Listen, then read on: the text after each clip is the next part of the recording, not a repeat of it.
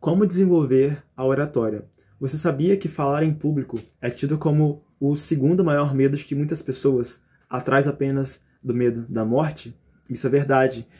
Falar em público pode ser tido como um grande medo porque o ato de estar em evidência, de estar em uma posição de destaque e de ter que falar na frente de muitas pessoas, nos torna vulneráveis a cometer deslizes, a falar coisas que talvez nós não gostaríamos de falar, de talvez falar uma palavra errada ou gaguejar, mas são coisas naturais. E eu busco, a partir desse vídeo, trazer alguns recursos, algumas ferramentas, alguns princípios sobre a comunicação, sobre uma comunicação efetiva, sobre como comunicar melhor em público. Quando nós falamos sobre a teoria da comunicação, nós entendemos que existem alguns pilares para a comunicação. O primeiro pilar, o elemento principal da comunicação, é o emissor. Para que a comunicação esteja estabelecida, é necessário que tenha um emissor, alguém que esteja emitindo a mensagem. Eu, por exemplo, que estou gravando esse vídeo, estou emitindo para você uma mensagem. Então, para que a mensagem seja efetivamente trazida para o outro lado, é necessário que o emissor tenha o domínio, não talvez o domínio pleno, porque ninguém terá totalmente o preparo, e eu falo isso no vídeo sobre não espere estar pronto para começar. Ninguém totalmente estará preparado para comunicar algo, mas é necessário que sim, o comunicador tenha um preparo básico, tenha o desejo de aprender, o desejo de se desenvolver, não apenas o conhecimento, é importante de conhecer o tópico, dominar o máximo possível do tópico, daquilo que está falando, do assunto que ele está falando, fazer conexões de forma inteligente, trazer aplicações, trazer de forma lúdica, didática e dinâmica o conteúdo que ele está buscando trazer com sua emissão da mensagem. Então nós entendemos que o emissor precisa dominar o conteúdo, precisa também dominar como trazer o conteúdo. Não adianta nada nós sabermos muitas coisas se nós não sermos capazes de comunicar, de expressar esse conceito. Por isso que o emissor precisa dominar o conteúdo, precisa ter o conhecimento grande, sim, ser capaz de fazer conexões de aplicações, de aplicar de forma prática o conhecimento teórico, mas também ser capaz de, com simplicidade, de entender a pessoa que está falando, que esse é o segundo elemento que nós iremos falar, de entender isso e saber aplicar da forma certa a mensagem que ele está emitindo. E sobre a mensagem, essa é a segunda coisa que eu gostaria de falar, o segundo elemento da comunicação, é o domínio da mensagem. O emissor emite uma mensagem. A mensagem é o conteúdo daquele que ele está falando. O emissor precisa conhecer, precisa dominar o que ele está expressando. Eu, quando estou falando aqui, por exemplo, preciso estudar, preciso dominar, preciso não apenas conhecer de forma teórica, mas também viver de forma prática a mensagem que eu estou transmitindo aqui. Nisso está importante nós vivermos aquilo que nós falamos, de nós praticarmos e de sermos realmente o que nós estamos falando, de não fazermos um jogo duplo onde nós falamos algo que nós não vivemos, mas de fato praticar aquilo que nós falamos e de falar aquilo que nós praticamos. Nós vemos então que para a comunicação ser estabelecida existe o emissor, eu estou fazendo esse papel de emitir a mensagem agora, existe a mensagem, o conteúdo que está sendo transmitido, em terceiro lugar existe o receptor, a pessoa que está recebendo a mensagem. Você que está vendo esse vídeo, por exemplo, é o receptor, é a pessoa que está recebendo. E para que a comunicação seja estabelecida, é necessário que o emissor conheça a pessoa que está recebendo. É necessário que o emissor se conecte, tenha aquilo que no marketing, nas vendas, é chamado como rapport, a identificação, a conexão com o outro. É entender, pelo menos, a linguagem com que ele deve se expressar, a linguagem que será mais efetiva, com que o receptor entenda se a pessoa domina palavras mais rebuscadas, ou se é melhor palavras mais simples,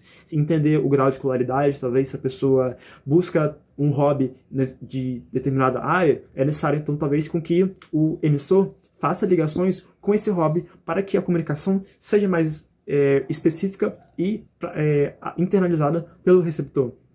Então nós entendemos que para a comunicação ser efetiva existem esses elementos. O outro elemento que talvez nós possamos citar é o elemento do canal. Qual é o canal, o meio que nós estamos falando? Será que é por telefone? Será que é um vídeo? Será que é frente a frente? Será que é uma grande plateia? É entender o ambiente, entender a plataforma, o mecanismo pelo qual nós falamos. Nisso está importante nós dominarmos o máximo possível de canais de comunicação, de entendermos onde está o nosso público, onde está o nosso receptor, onde está a pessoa com quem a mensagem que nós estamos transmitindo será enviada de forma mais efetiva. Então, antes de concluir esse vídeo, eu gostaria de trazer aqui algumas pessoas, alguns exemplos de pessoas que podem ser citadas como um exemplo de comunicadores natos, comunicadores que fazem essa expressão de forma efetiva. Um comunicador, um orador que eu gosto muito de citar, e que eu tenho como exemplo, é o presidente dos Estados Unidos, o ex-presidente dos Estados Unidos, Barack Obama. Mesmo sendo um homem negro e sendo presidente de uma nação, tem toda a questão do racismo, toda a questão da desigualdade social, mas ainda assim, Barack Obama consegue se expressar de forma genuína, com maestria. Nós temos aquela frase que ele fala de forma que ele sempre falava, né, em um dos seus discursos, que é "Yes, we can", sim, nós podemos. A partir da comunicação, não apenas da comunicação, é claro, mas certamente a comunicação de Obama foi um dos pilares com que ele, a partir da identificação do seu público, a partir do domínio do conhecimento que ele iria expressar como presidente, a partir de todas essas coisas, Barack Obama pode ser citado como um dos comunicadores principais da nossa geração. Talvez outra pessoa que nós podemos citar da antiguidade como orador é Cícero. Marco Túlio Cícero é tido como um dos maiores oradores da história. E em uma dessas expressões, Cícero vai falar que a instrução, a educação precisa ser o foco, precisa ser o pilar da nossa comunicação. Nós falamos algo para com que o receptor, para que o outro lado, a pessoa que está recebendo a nossa comunicação, seja edificado. É útil apenas o conhecimento, isso é uma frase de Sócrates também, que nos muda. Só é útil o conhecimento que nós iremos falar quando nós temos a educação como base.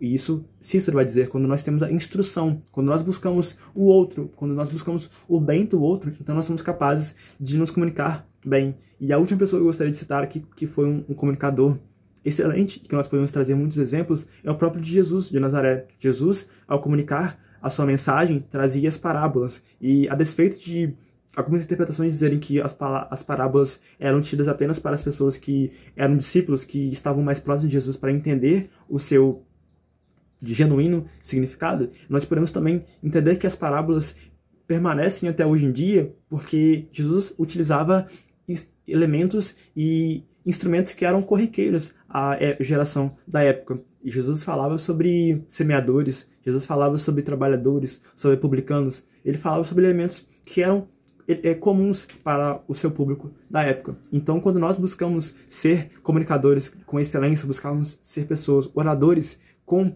maestria, é necessário que nós nos atentemos para cada um dos elementos aqui que foram citados. O elemento do emissor, buscar se lapidar, buscar desenvolver a si mesmo, conhecer a mensagem, conhecer o conteúdo que você irá transmitir e também dominar ferramentas, técnicas da oratória, ferramentas de domínio da fala, de evitar ter uma dicção incorreta, mas buscar praticar o máximo possível para que, a partir das suas falhas, a partir dos erros, calcular os erros que você faz e rever onde você está errando para que o emissor seja lapidado e possa transmitir a mensagem para o receptor com o canal correto.